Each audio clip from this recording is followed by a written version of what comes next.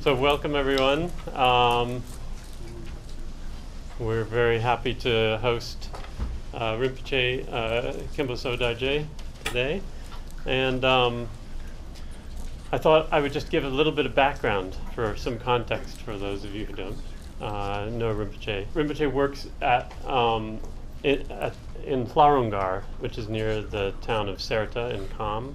And this is really an amazing place. I've shown some of you know about this. I've shown some slides from our last trip Jan Ronas and I took a couple of summers ago. It's I think people say it's the biggest monastery in the world at this point, with over 10,000 monks and nuns. It was founded in 1980 by Khenpo Mepunsok, who died in early 2004. Khenpo Jigpun was a reincarnation of Tertun Sogyal Lerop Lingpa, and discovered all sorts of amazing Dharma, and was an amazingly charismatic leader and a key figure in bringing Tibetan Buddhism back after the Cultural Revolution in China. So Khenpo Sodarje was born in Kham in 1962 and was ordained at Larungar in 1985. Khenpo was then placed in charge of the institute by Jigme Punso Rinpoche, and then in the 1990s he accompanied Rinpoche on a teaching tour several teaching tours throughout Asia and Europe and the US.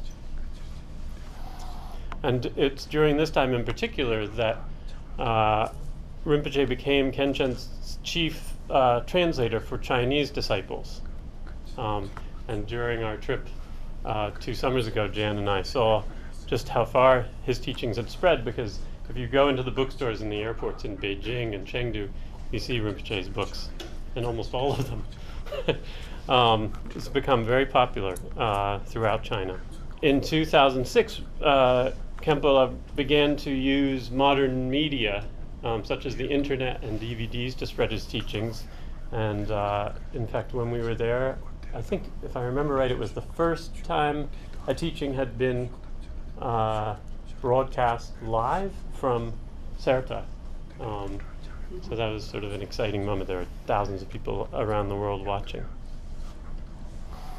So through such innovations and his other works at Larungar, Khenpo's made great strides in both maintaining Tibetan Buddhism and bringing the tradition into modernity. And this is one of the reasons that we're so excited to have him here. So actually this is very good timing. The Rinpoche is here now because he's done so much incredible work, sort of striking this very delicate balance between maintaining the tradition but also bringing it into modern times.